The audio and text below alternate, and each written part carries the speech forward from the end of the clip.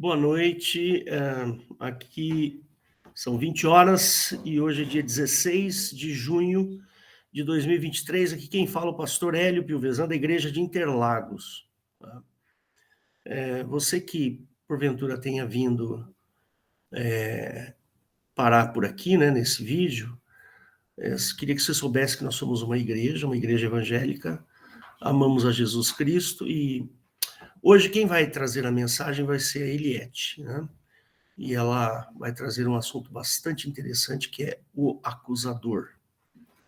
Então, você prepara aí a sua caneta, o seu caderninho, fazer as anotações. Eu vou colocar aqui na tela os versículos, mas seria bom você anotar também os versículos.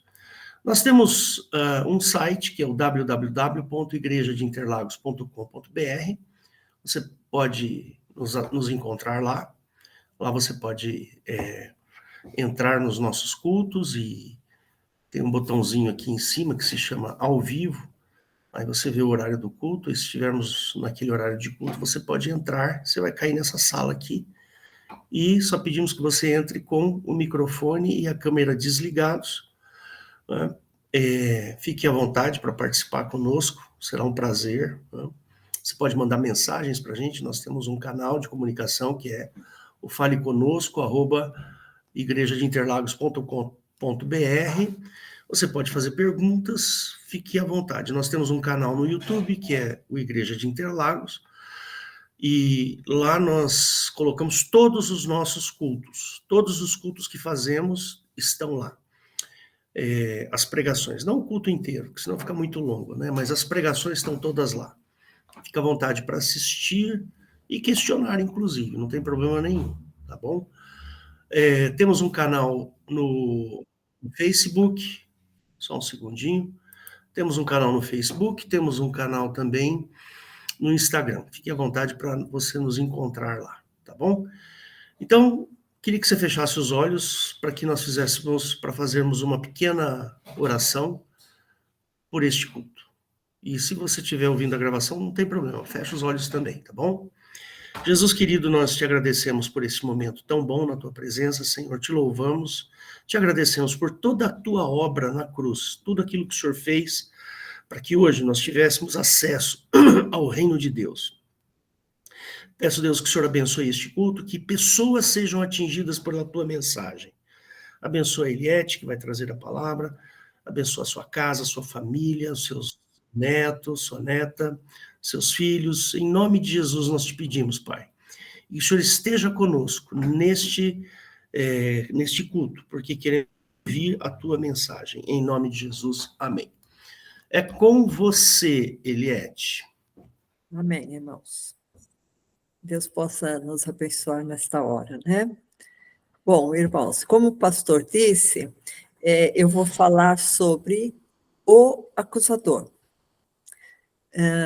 Eu acho que essa palavra é interessante porque nós vamos trazer novos aspectos. Só contextualizando um pouco, irmãos, que às vezes tem pessoas que estão ouvindo pela primeira vez o assunto, esse culto de hoje é culto da doutrina bíblica, onde nós analisamos em profundidade os aspectos bíblicos da personalidade de Deus.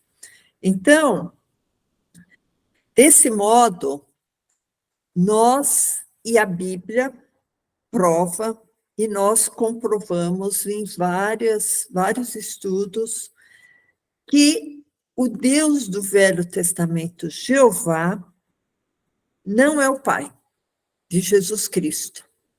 Porque eu posso afirmar uma premissa, né? Uma tese que é comprovada na Bíblia. Porque os dois, Jeová e o Pai, são opostos, né? Jeová é um Deus que foi visto, o Pai nunca foi visto, Jeová mora nas trevas, o Pai mora na luz inacessível, Jeová fazia acepção de pessoas, o Pai nunca fez acepção de pessoas, Jeová deu uma lei para a condenação do homem, o Pai, por meio de Jesus Cristo, veio rasgar essa lei. Então, são posições sempre opostas, né? Jeová é o Deus da guerra, Jesus vem e prega a paz. Jeová é o Deus do olho por olho, dente por dente, e Jesus vem pregar o perdão, amar o inimigo, dar a outra face. Então, entendendo dessa maneira a mensagem da Bíblia, a verdadeira mensagem da Bíblia, desprovida de preconceitos religiosos herdados e mal interpretados, nós chegamos à conclusão que a Bíblia é um livro perfeito. Nós acreditamos na Bíblia inteira, de Gênesis a Apocalipse, e sabemos que de Gênesis a Malaquias se narra a saga de um povo, do povo hebreu, que tinha esse Deus Jeová, que era um Deus tirano, que era um Deus que exigia sacrifícios de sangue, que era um Deus que muitas vezes mandava o seu povo para cativeiros. E também existe no Velho Testamento uma mensagem espiritual, porque aponta para um Deus, e existe também uma mensagem enigmática, porque aponta para Jesus Cristo. E não é o Messias prometido por Jeová, porque o Messias prometido por Jeová vai reinar nesse mundo. E Jesus já disse que o reino dele não é desse mundo. Então, irmãos, vocês veem que essa visão que nós temos, que não é exclusividade da nossa igreja, muitas pessoas no mundo inteiro creem assim, apenas não é muito, essa ideia não é muito divulgada entre as igrejas. Então, as pessoas sempre ficam com a ideia, não, olha, Deus antes era justiça e agora Deus é amor. Por quê? Porque eles chamam a matança, matar os filhos por causa do pecado dos pais, matar inocentes. Ah, não, mas isso é justiça divina. Como que justificando os atos, as atrocidades que Jeová fazia, né? E aí depois o pai amor, mas antes era justiça. Então, irmãos, a partir daí, nós, lendo na própria Bíblia, nas próprias escrituras sagradas, nós vemos uma inteireza de raciocínio, uma inteireza espiritual, sem igual, né? Porque Deus não é Deus de confusão. Deus é coerente em si mesmo. E Deus veio, trouxe seu filho, Jesus, e Jesus, quando ele estava aqui, ele falava, olha, vocês não conhecem o Pai, eu vim revelar o Pai. Aquele espírito que agia no Velho Testamento não era o Espírito Santo do Pai, era um espírito guerreiro, um espírito que muitas vezes mentia, um espírito que muitas vezes matava, se apossava, como se apossou de Sansão, e Sansão matava milhares com uma queixada de jumento, apossado por aquele espírito de Jeová, que era um espírito matador de pessoas. Vocês podem conceber Jesus com uma queixada de jumento matando um monte de pessoas? Não, ninguém concebe isso. Agora Jesus fala assim, eu vim revelar o Pai. Eu e o Pai somos um. Se Jesus fala que ele e o Pai são um, eles têm pensamentos iguais e ações iguais.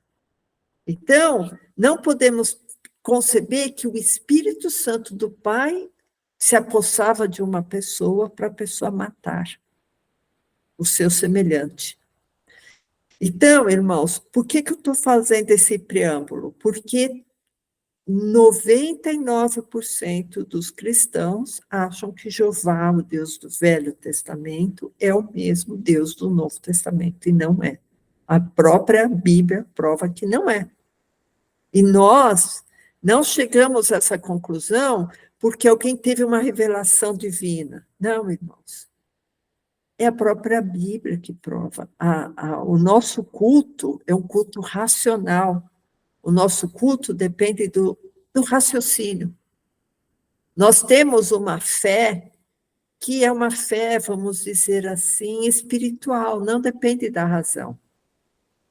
Nós temos um amor por Deus e sabemos que Ele nos ama.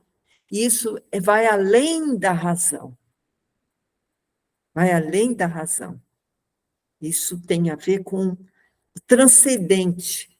Transcende a nossa mente. Agora, a palavra de Deus ela tem que ser analisada. Né? A própria Bíblia fala assim, olha, você leia e retém o que é bom.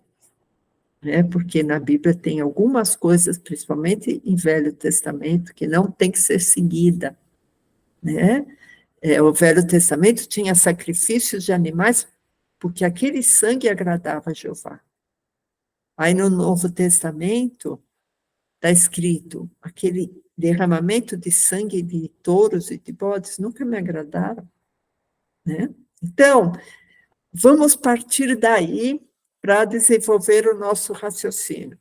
O acusador. Né? Só antes, irmãos, falar o significado de algumas palavras que às vezes é interessante. O significado de Satanás é adversário. Adversário, nosso adversário. Né? E o significado de diabo é mais ou menos parecido. Diabo quer dizer opositor. Né? A palavra diabo não aparece nenhuma vez no Velho Testamento. A palavra Satanás aparece várias vezes. Né? Vocês sabem que o Velho Testamento foi escrito em hebraico e o Novo Testamento em grego. Né? A palavra Satanás também aparece algumas vezes no Novo Testamento, mas a palavra diabo não aparece no Velho Testamento. E isso aí é uma coisa interessante. Apesar que no cristianismo a gente acaba deixando como um sinônimo a palavra Satanás e a palavra diabo. Nós vamos raciocinar como sendo a mesma coisa hoje. Tá? Bom, quais são as funções do diabo? Vocês sabem, irmãos, que eu, assim, eu faço estudos bíblicos, tá? Eu não vou usar da retórica nem do emocionalismo. Eu vou mostrar na Bíblia o que eu quero provar. Tá? Quem é o acusador? Então, por que eu estou dizendo isso? Porque toda a cristandade crê que o acusador é o diabo e ponto final. O acusador é Satanás, é o diabo.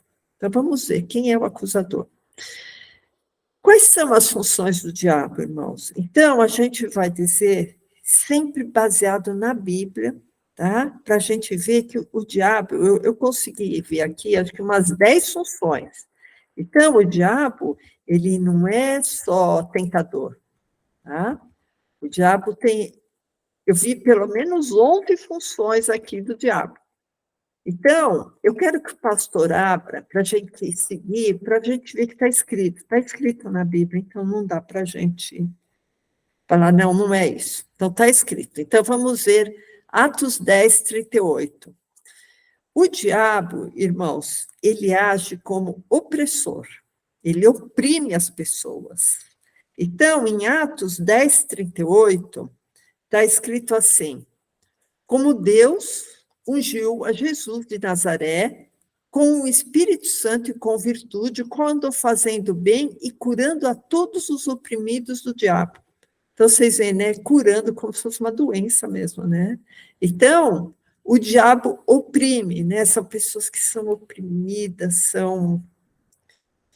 a vida delas é pensar na opressão que elas têm, né? Ela pensa cada duas coisas que ela pensa, ou que ela age, uma é pensando na opressão, é uma pessoa triste, desesperançada, né, oprimida. Bom, então, a gente viu a primeira função de Satanás, oprimir as pessoas. Agora vamos ver a segunda função, que não é mais oprimir. É o diabo como tentador. Então, Marcos 1,13, eu queria que o pastor abrisse também, Marcos 1,13, que aqui já está assim, falando como o diabo tentando a pessoa, tentando para o mal. O diabo, muitas vezes, irmãos, ele oferece de bandeja, numa bandeja de prata, uma situação tal para que a gente caia na transgressão. Isso se chama tentação. Tá? Então, Marcos 1,13 fala assim, está falando de Jesus, certo? E ali esteve no deserto 40 dias, falando de Jesus, tentado por Satanás, e vivia entre feras e os anjos o serviam. Então, irmãos, interessante que a gente vê que Satanás, se ele tentou até a Jesus para que Jesus caísse em transgressão, em tentação, imagina a gente, né? Porque a função de Satanás aqui, irmãos, vamos dizer assim, é tirar pessoas do caminho de Deus, né? Ele é o opositor. Eu queria que o pastor abrisse em Mateus 4,1, que continua essa história também. Por quê? Porque o Espírito de Jeová levou Jesus para ser tentado no deserto, né? Por que eu falo que é o Espírito de Jeová? Por que eu sei que é o Espírito de Jeová? Porque o Espírito Santo só foi dado a nós depois que Jesus subiu ao céu. Depois da ascensão de Jesus, que ele fala, não vos deixarei órfãos, rogarei ao Pai para que desça outro Consolador, né?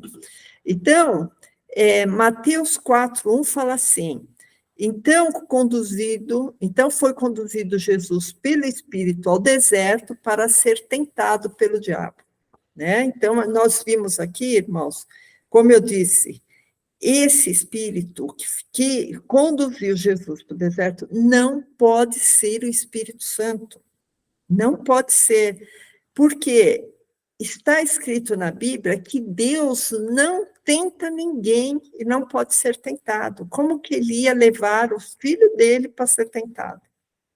Né? Então, aquele espírito que levou Jesus para o deserto para ser tentado era o espírito de Jeová. Tá? Isso que eu acabei de falar, não precisa de abrir, pastor, está em Tiago 1,13, tá? Que Deus não tenta ninguém e não pode ser tentado. Bom, outra função do diabo. Então, a gente já viu que ele oprime, que ele é tentador. O diabo, irmãos, ele arma ciladas. Tá? Eu queria que o pastor abrisse em Efésios 6,11, para a gente ver, olha, por enquanto a gente está vendo quais as funções do diabo, tá? O diabo arma ciladas. Então, Efésios 6,11 fala assim, revestivos de toda a armadura de Deus para que possais estar firmes contra as astutas ciladas do diabo. Quais são as ciladas do diabo, irmãos? Várias. O diabo, ele monta situações, ele nos apresenta pessoas. Às vezes você está no computador, aparece um site totalmente inadequado para o cristão. Às vezes conversas que acabam sendo ciladas para o cristão. Às vezes umas coincidências estranhas, né? Você vai num lugar, quando você vê, é um lugar que você percebe que é uma cilada de Satanás para eu cair, para me complicar, né? Às vezes oportunidades de emprego. Olha, você tem um emprego que você ganha X, o outro você ganha X mais 1.000. Só que esse X mais 1.000, você vai ver, é um emprego que você vai se enredar em mentiras, em situações de pecado. Então, o diabo, uma das funções dele é armar ciladas, né? Uma outra função do diabo, irmãos, você vê que o diabo, ele trabalha bem, e a gente tem que estar, de olho vivo, alerta. O diabo incita, tá? Eu queria que o pastor abrisse em Jó 2, verso 3. tá? Que o diabo, ele incita. Incita, irmãos, quer dizer que estimula, que ele anima a pessoa a fazer alguma coisa, né? Por que eu estou falando isso? O significado de incitar? Porque, às vezes, a pessoa vai fazer uma coisa que é de Deus e ela se sente desanimada. Aí ela pensa, acho que isso aqui não é de Deus, porque eu não estou sentindo alegria no meu coração, eu não estou explodindo de alegria no meu coração. E muitas vezes é de Deus. O maior exemplo que eu posso dar para vocês, irmãos, é a pessoa ajoelhar para orar. Ajoelhar para orar é uma coisa que envolve esforço, envolve concentração e envolve determinação espiritual. Vocês entendem? E, às vezes, você fazer uma coisa que você vai cair no engodo, e na mentira, e no pecado, e na transgressão, você fica todo animado, aí você pensa, nossa, isso é de Deus, né? Então, o Jó 2:3 fala assim, e disse o Senhor a Satanás, esse Senhor, irmãos, é Jeová. Senhor em letra maiúscula, em Velho Testamento, é Jeová. Você pode traduzir para Jeová. E disse Jeová a Satanás, observasse o meu servo Jó, porque ninguém há na terra semelhante a ele, homem íntegro e reto, temente a Deus, que se desvia do mal e que ainda retém a sua sinceridade. Havendo-me tu incitado contra ele para o consumir sem causa. Então, aqui, ó, Jeová está falando para Satanás, você, Satanás, me incitou para consumir, para lesar Jó sem causa. Então, a gente vê que existe uma conversa, uma intimidade, uma promiscuidade entre Jeová e Satanás. E na Bíblia fala, irmãos, que o Pai mora na luz inacessível, onde ninguém chega lá, é só Jesus que chega. Então, é inconcebível a gente pensar que o Pai de Jesus, que está na luz inacessível, ia ter uma conversa de boteco, desculpa a palavra, mas uma conversa com essa intimidade, Jeová com Satanás. Tá vendo, Satanás, você aí me incitou a mexer na vida do Jó, ele é um homem honesto, é um homem honrado, é um homem obediente à lei. E você me incitou para consumir. Isso que quer dizer esse verso. Verso 4. Então Satanás respondeu ao Senhor e disse, respondeu a Jeová e disse, pele por pele, e tudo quanto o homem tem, te dará pela sua vida. Porém, estende a tua mão e toca-lhe nos ossos e na carne, e verás que não blasfemas contra ti na tua face. E disse o Senhor a Satanás, eis que ele está na tua mão, porém guarda a sua vida. Então, o que Jeová falou? Ele incitou, Satanás incitou Jeová, e como que pediu permissão para mexer na vida de Jó. E Jeová deu essa permissão a Satanás, né? Por quê? Porque Jeová foi incitado por Satanás. Olha que coisa, irmãos. Satanás, então, incita, né? Ele estimula a pessoa a pecar. Eu queria que o pastor fosse em João 13:2. Aqui, irmãos, é uma outra função de Satanás, tá? Então, Satanás incita, Satanás oprime. Aqui, em João 13:2, Satanás está sugerindo que um pecado, tá? Então, aqui é a história de Judas Iscariotes, né? Quando Satanás sugeriu que ele traísse Jesus. Então, está escrito assim, e acabada a ceia, tendo o diabo posto no coração de Judas Iscariotes, filho de Simão, que o traísse. Então, você vê, o diabo colocou no coração, então, sugeriu o pecado, né, de Judas. Deixa eu correr, irmão. Outra coisa, o diabo, aqui, ele estava sugerindo o pecado, né? Mas o diabo, às vezes, ele entra no corpo da pessoa. Quando a pessoa abre, escancara tanto a porta, né? Nesses cultos, cultos vamos dizer, do oculto, né? Cultos que mexem com o ocultismo, muitas vezes a pessoa abre a porteira e acaba entrando, ela fica possessa, ela perde a consciência dela fica na mão de Satanás, né? Foi o que aconteceu na história do Gadareno, né? Então, não precisa de abrir, não, pastor, só se alguém estiver anotando, está em Lucas 8,33, né? Que o Gadareno, ele era povoado de legiões de demônios. Ele não tinha consciência do que ele fazia. Tanto assim que quando Jesus foi e expulsou aqueles demônios, eles entraram todos nos porcos e os porcos se precipitaram no mar, né? Outra coisa que o diabo faz, irmãos, o diabo engana, né? Então, eu queria que o pastor abrisse em Apocalipse 20:10, para a gente ver como vai ser o fim do diabo. E como o diabo é chamado em Apocalipse, né? Então, Apocalipse 20:10 fala assim: e o diabo que os enganava foi lançado no fogo de enxofre, onde está a besta e o falso profeta. Então, o diabo tem essa função, ele é enganador. Outra função do diabo, irmãos, o diabo é devorador. Está em 1 Pedro 5:8. Se a gente faz uma busca, irmãos, na Bíblia, tá? Para ver tudo que o diabo faz, é muito interessante, porque a gente vê as multiformas do diabo agir. Ele tem várias formas de agir. Então, o diabo é devorador. 1 Pedro 5:8. Sede sóbrios e vigiai, porque o diabo, vosso adversário, anda em derredor, bramando como leão, buscando a quem possa tragar. O que o diabo quer tragar de nós? O diabo quer tragar, irmãos, a nossa santidade, a nossa vida espiritual. O diabo quer tragar a nossa paz.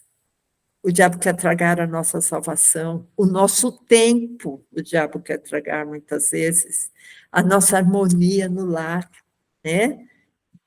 Colocando dissensões, colocando às vezes picuinha, e o esposo começa a brigar com a esposa por causa de motivo fútil, né? Tira a harmonia, daí está roubando, está devorando a sua paz, né? Então, o diabo, ele é devorador. Uma das funções dele é devorar a sua vida cristã, é devorar a sua santidade. Olho vivo, irmãos, olho vivo. A 10ª função do diabo, que eu coloquei aqui. O diabo, irmãos, ele não vai aparecer como um ser mau, ele não vai aparecer com o chifrinho, com o tridente, com a capa vermelha, ele não aparece assim. O diabo, ele sempre se transfigura, entenderam? Isso está em 2 Coríntios 11:14.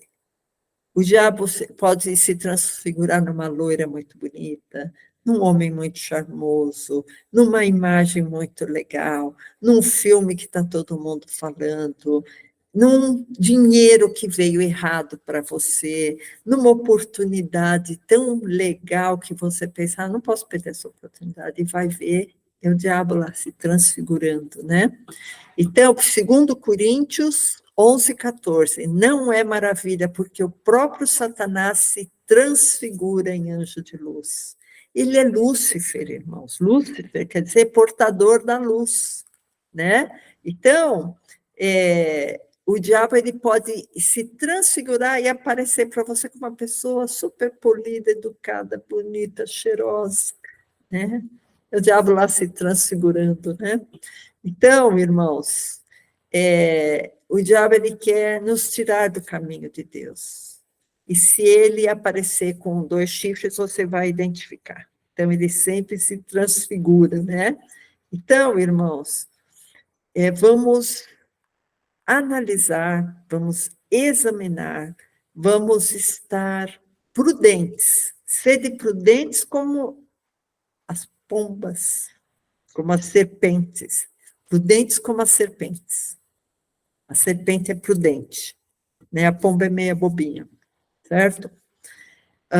Então, irmãos, só para terminar, uma outra função de Satanás, do diabo, o diabo é mentiroso. Isso está em João 8,44. Tá? Se alguém achar que tem alguma coisa assim verdadeira, não está enganado. O diabo é mentiroso. Jesus falou: vós tendes por pai o diabo. Ele falou isso para os judeus, hein? Que tinham por pai Jeová. E quereis satisfazer os desejos do vosso pai. Ele foi homicida desde o princípio e não se firmou na verdade, porque não há verdade nele. Quando ele profere mentira, fala do que ele é próprio, porque ele é mentiroso, o pai da mentira. Você está se envolvendo em alguma situação, você vê que começa a ter mentira, ou você precisar de mentir. Aquilo não é de Deus, irmãos. Deus é verdade. Jesus falou que o caminho, a verdade e a vida, né? Então, vimos aqui alguns atributos, algumas qualidades, algumas funções do diabo, certo?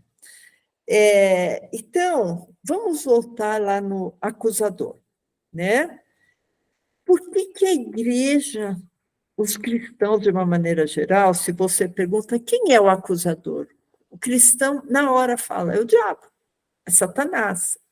Onde que ele está baseado para falar isso?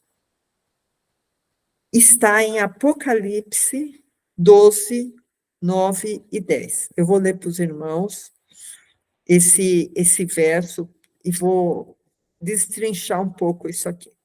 Apocalipse 12, 9, fala assim: e foi precipitado o grande dragão, antiga serpente chamada o Diabo e Satanás, que engana todo mundo. Então, aqui já está falando, olha, ele engana, ele mente, ele é um enganador, ele é um farsante, ele se transfigura, né? Ele engana todo mundo, ele foi precipitado na terra e seus anjos foram lançados com ele. Então, esse versículo está se referindo, irmãos, ao diabo, e está dizendo que os seus anjos foram lançados aqui na terra com ele, e ele engana todo mundo. Aí vem o verso 12. E eu vi uma grande voz no céu que dizia: agora é chegada a salvação, a força e o reino de Deus e o poder do seu Cristo, porque já o acusador de nossos irmãos é derrubado, o qual, diante do nosso Deus, os acusava de dia e de noite. Então, aqui, irmãos, é uma coisa muito interessante. Quando chega a salvação por meio de Cristo, o acusador é derrubado. Vamos pensar uma coisa, será que o verso 9 e o 10 do Apocalipse seria uma entidade espiritual só? O diabo, Satanás, e aí o verso 10 fala, o acusador dos nossos irmãos foi derrubado diante do poder de Cristo. E esse acusador nos acusava de dia e de noite. Será que está se referindo ao mesmo? Os cristãos acham que sim, que o 9 e o verso 10 se referem ao mesmo ente espiritual, né? Só que, irmãos, na Bíblia, se você procurar na Bíblia, e procurar muito, e eu fiquei procurando muito, eu fiquei assim, várias horas, você não acha nenhum versículo dizendo que o diabo está acusando alguém. A gente viu que o diabo, ele oprime, ele tenta, ele arma cilada, ele incita para estimular a transgressão, ele manipula pessoas, para as pessoas pecarem, ou mesmo ele se apossa do corpo, né, uma possessão maligna, ele engana, ele é devorador, ele se transfigura em anjo de luz, ele é mentiroso, mas vocês viram em algum lugar eu falar que ele estava acusando alguém? O diabo não é acusador, irmãos. Logo, Apocalipse 9 se refere ao diabo, e Apocalipse 10 se refere a um acusador. Então, vamos ver quem é esse acusador. E, aparentemente, o que a gente viu aqui não é o diabo acusador. Porque se ele fosse acusador, ia ter várias passagens bíblicas falando, olha, ele acusou. Vocês veem a história de Jó. Jó, ele não acusou Jó. Ele pediu permissão para Jeová para tocar na vida de Jó. Né? Então, irmãos, a gente vê que, por exemplo, nessa história, né, de Jó, ele incitou Jeová. Né? Ele incitou Jeová. Jó 3, Jó 2:3, que a gente já leu, pastor, não precisa de abrir, você viu que Jeová mesmo falou, né? Havendo-me tu incitado contra ele para o consumir sem causa, né? Então, o próprio Jeová sabia que nem teria acusação contra Jó, ele mesmo deixou bem claro, né? Então, o diabo não acusou Jó, o diabo não acusou ninguém. Por que chamam ele de acusador? Né? Isso que eu queria que a gente refletisse, irmãos. Por isso que o culto é racional. O culto depende da razão, da mente, do raciocínio. Sim, também depende da espiritualidade, também depende do discernimento espiritual. Mas nós temos que analisar a palavra de Deus. Tá? E sabe quem acusou Jó, irmãos, no final das contas? Foi a sua esposa e foi aqueles 3 amigos que apareceram para consolarem Jó. Mas, no fim, além de consolar Jó, o consolo virou em acusação. Aí eles começaram, também, né? Olha, você deve ter feito alguma coisa, né? Então, aí os 3 amigos, um chamava Elifaz, o outro Bildade e o outro Zofar, tá? Se quiser ver, conferir, não precisa abrir, pastor, está em Jó 2:11.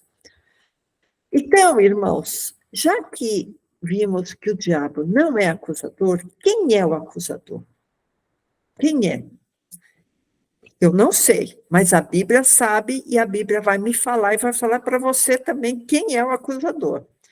Isso está tanto no Novo Testamento como no Velho Testamento, versículos que falam quem é o nosso acusador.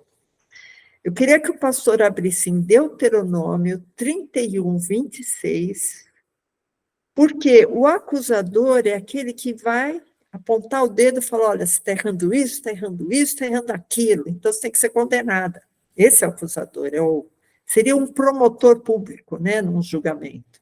Porque tem o juiz, tem o advogado de defesa, tem o promotor que vai estar te acusando, né?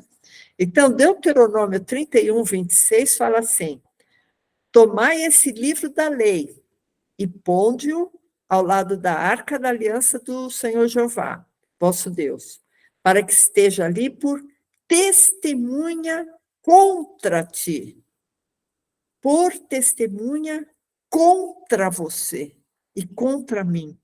Então, a lei de Jeová, que eu já falei, vou falar novamente, não são só os 10 mandamentos, são centenas de estatutos, ordenanças, juízos, eles estão lá contra nós. Porque nós teríamos que obedecer todos aqueles estatutos e ordenanças e leis, e ninguém consegue fazer isso. Né? Então, logo, eu vou ser julgada porque eu não cumpri a lei de Jeová, né? Então, a lei de Jeová, ela é testemunho contra nós, ela nos acusa. A lei de Jeová é nosso acusador, né? Então, irmãos,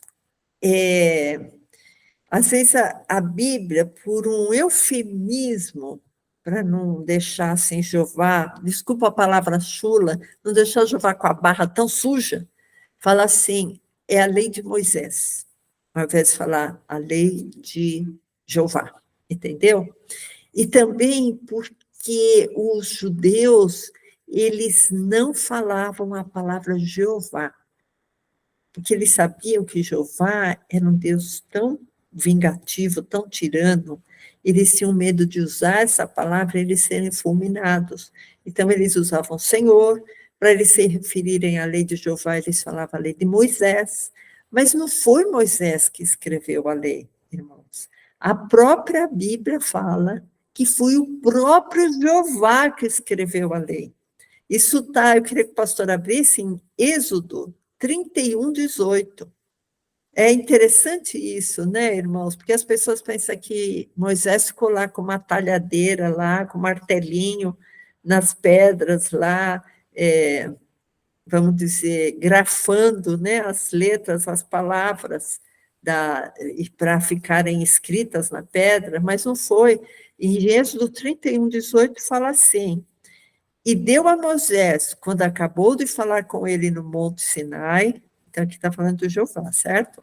As 2 tábuas do testemunho, tábuas de pedra, escritas pelo dedo de Deus. Então, quem escreveu a lei na pedra não foi Moisés, foi o dedo de Deus, Jeová, né? Foi o próprio Jeová que escreveu. Só que, para não ficar assim muito agressivo com Jeová, porque aquela lei era uma lei de condenação, não era uma lei para salvação do homem, era uma lei para condenação do homem, eles acabam falando, não, olha, aquela lei foi de Moisés, né? E também por aquele outro motivo que eu falei para vocês, que Jeová não gostava de pronunciar o nome Jeová, tanto assim que só ficou a grafia, o YHWH, né? Que ninguém sabia direito como é que se pronunciava. Então, irmãos, o que a gente vê? Que o nosso acusador é Jeová, porque ele deu a lei para acusar o homem, né? A gente vê também isso, irmãos, confirmado em João 5,45, tá? Que aí é uma coisa assim, cabal. Queria que o pastor abrisse João 5,45, que fala assim, não, Jesus falando, não cuideis que eu vos hei de acusar para com o Pai. Então, Jesus não é o acusador. Há um que vos acusa, Moisés, em que vós esperais. É aquilo que eu falei para vocês. Ele está usando Moisés como um eufemismo para falar da lei de Jeová. Então, quem que é o acusador? É quem deu a lei. É Jeová. Não é o diabo acusador. O nosso acusador, Jesus mesmo falou, há um que vos acusa, Moisés. Eles não esperavam em Moisés, eles esperavam em Jeová. Isso aqui, irmãos, é um jogo de palavras, porque, como eu já disse, ninguém pronunciava o nome de Jeová, né? Então, a gente vê na Bíblia muitas passagens de Jeová agindo como acusador. Por exemplo, Jeová, aquela história da Eva, a Eva, ela acabou sendo incitada, sendo enganada pela serpente, que era o diabo, e ela pecou. Quem foi acusar Eva? Falar, você pecou, Adão, você pecou. Foi Jeová, certo? Jeová acusou Adão, acusou Eva, ele já acusou e já julgou e já condenou, né? Eva ia parir com dor e Adão ia trabalhar com suor do rosto, porque pecou, certo? Então, os antediluvianos, irmãos, também foram acusados por Jeová, né? Eu não vou pedir para o pastor abrir, olha, a história de Adão e Eva está em Gênesis 3, de 11 a 13, se alguém estiver anotando. Jeová acusou os antediluvianos e os condenou à morte também, e nem existia lei, né? E sem lei não deveria de haver julgamento de transgressão, mas está em Gênesis 6,13. Ele acusou Saul, está em 1 Samuel 16,1. Jeová acusou Eli, está em 1 Samuel 3, de 11 a 13. Jeová acusou Davi, daquela história lá da Betseba, a mulher de Urias, ele acusou Davi em 2 Samuel 12, 9 e 10. E Jesus, irmãos, nunca acusou ninguém. Jeová agia como promotor. E Jesus, ele age como se fosse um advogado de defesa, né? Tanto assim, esse aqui eu queria que o pastor abrisse, em 1 João 2:1, 1 João 2:1, que fala justamente isso. Jesus fala com todo o amor do coração dele. Meus filhinhos, 1 João 2:1, meus filhinhos, estas coisas vos escrevo para que não pequeis. E se alguém pecar, temos um advogado para com o Pai, Jesus Cristo, o justo. Então, irmãos, Jesus Cristo, ele se coloca ao nosso lado como nosso advogado, e não como o acusador, né? Por exemplo, a mulher adúltera, né? Jesus, ele estava jantando, né, na casa lá de um fariseu, e veio uma mulher pecadora, né, Maria Madalena, e chorou aos pés de Jesus, secou os pés dele com o cabelo dela, beijou os pés de Jesus. Aí o fariseu pensou assim, se esse homem fosse profeta mesmo, ele saberia que tipo de mulher que está beijando os pés dele, né? E Jesus, o que ele falou? Não, mulher, sai daí porque você é pecadora, você é adúltera. Irmãos, os judeus, eles tinham muita repulsa de uma mulher adúltera. A mulher adúltera, ela era apedrejada. Jesus perdoou essa mulher. Ele jamais acusou. Jesus jamais acusou ninguém.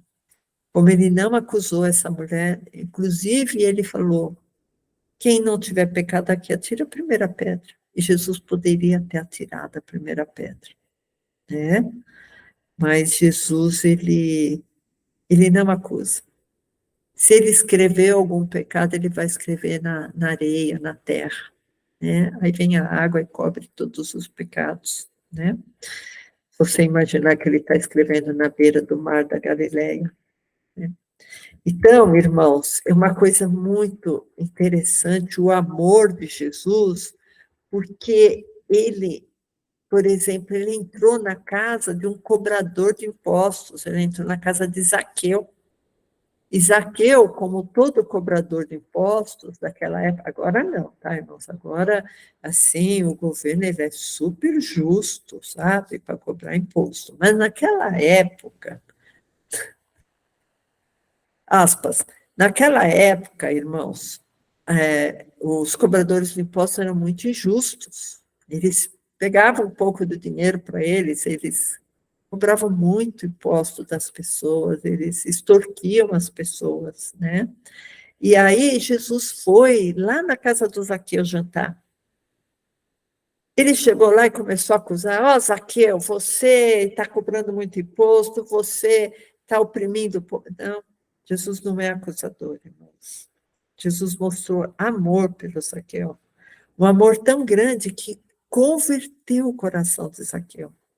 E Zaqueu, porque estava convertido a Jesus, ele falou assim, olha, Jesus, eu te amo tanto, o teu amor, Jesus, me inundou tanto, que se por acaso eu defraudei alguém, eu vou pagar em dobro, né? Então, aquelas boas obras de Zaqueu foram, assim, um sinal de que ele estava convertido, né? Então, vocês veem que Jesus não acusava. Ele não acusou os ladrões na cruz, irmãos. Ele não acusou os soldados que vieram dar vinagre para ele. E eu ouvi uma história, irmãos, eu não sei se é verdade, mas eu vou passar para vocês como uma história, vamos dizer, possível, mas não é certeza. Aquele vinagre que deram para Jesus tem uma história, tá?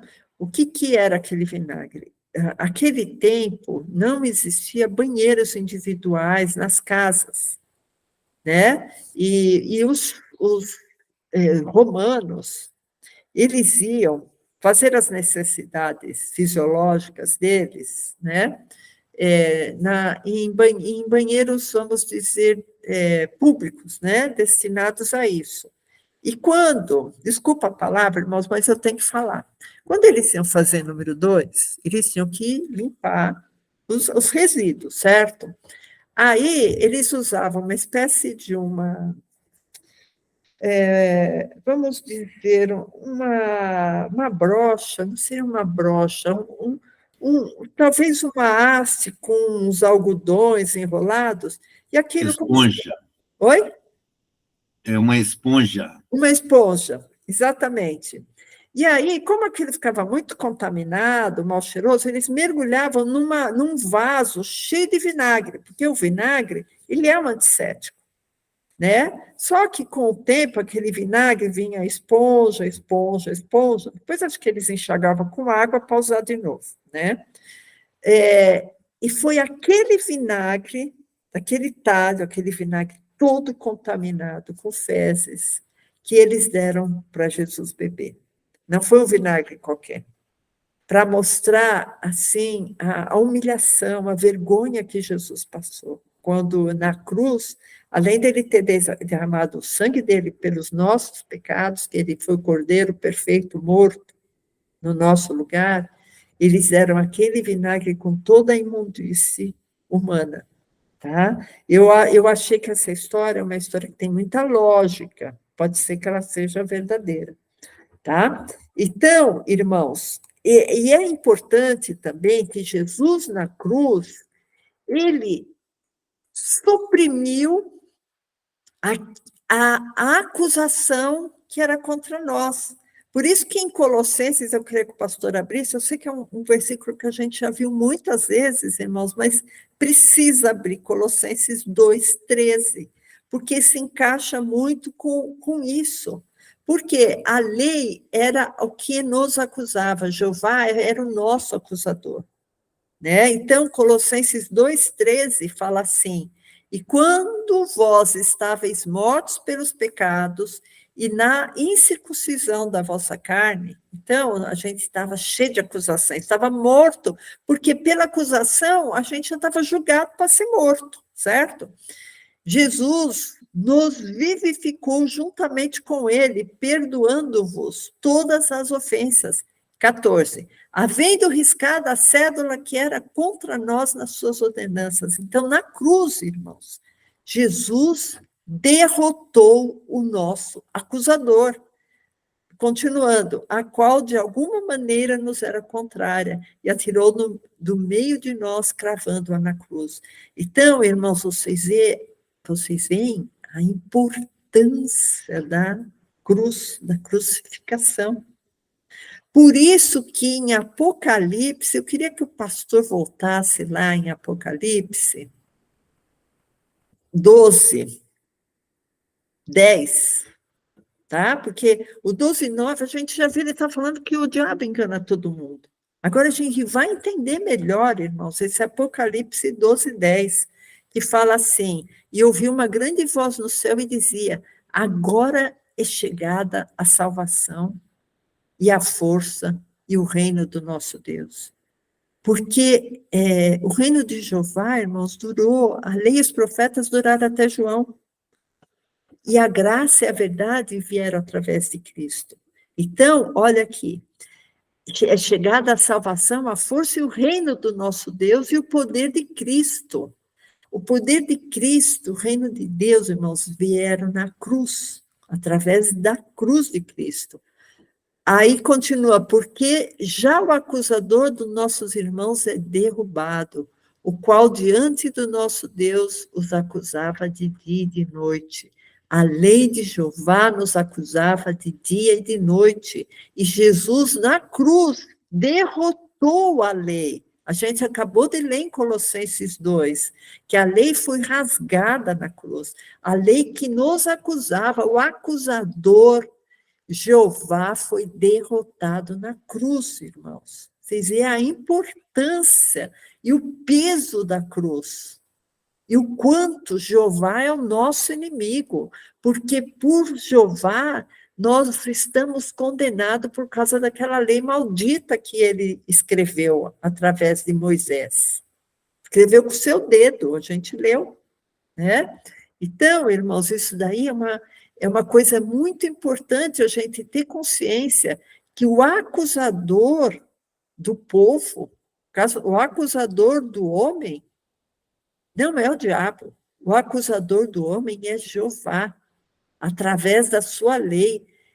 Como a gente viu aqui em Apocalipse 12 e aqui em Colossenses 12 também, Jesus rasgou na cruz a cédula que era contra nós e triunfou sobre as potestades. Ele triunfou na cruz, irmãos. Então, vocês viram quanto foi importante o derramamento de sangue na cruz. Por isso que nós temos que comemorar na Santa Ceia. Por isso que Jesus fala, fazer isto em memória de mim. Examine-se, quer dizer, examinar tudo aqui que está acontecendo, eu tenho que examinar e corrigir o que está de errado. Examine-se e assim coma desse pão e beba desse cálice, em memória de mim, porque naquele momento na cruz, no derramamento do sangue, Jesus derrotou o nosso acusador. Qual que é o nosso acusador? Jeová, que fez aquela lei para nos acusar de dia e de noite. Agora, irmãos, eu tenho 3 minutos que eu quero falar uma coisa muito importante para vocês. Muitas vezes as pessoas perguntam assim, mas por que Deus, que Jesus, então, não falou claramente no Novo Testamento que Jeová era um falso Deus? Por que ele deixa a igreja muitas vezes enganada? Irmãos, uma das explicações, eu não tenho todas as explicações. Quando Jesus vier resgatar a igreja, a gente pode perguntar para ele isso. Mas uma das explicações, irmãos, é a seguinte: Jesus não é acusador.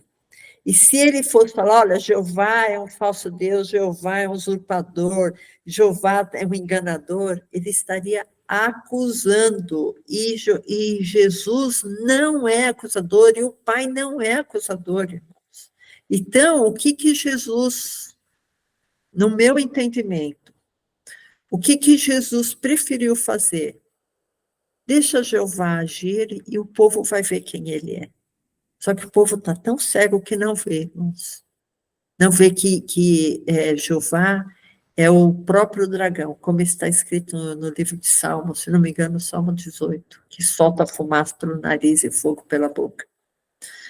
Então, irmãos, esse é um dos motivos, eu creio, que Jesus não deixou tão às claras, apesar que ele falava muita coisa, Jesus falou muita coisa, como nós lemos aqui que Jesus falou, vós tendes por pai o diabo, ele foi homicida. Quem que foi homicida desde o princípio? Foi Jeová, que ele matava muito.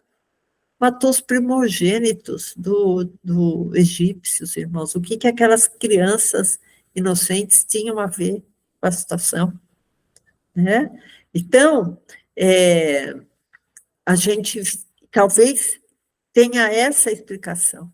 Jesus não é acusador. Ele não iria acusar Jeová, e ele deixou as coisas bem às claras, só que a igreja tem certos preconceitos. Ah, não, olha, o meu pastor falou, e meu tio falou, e o avô do meu pastor falou, que Jeová é o Pai, então Jeová é o Pai.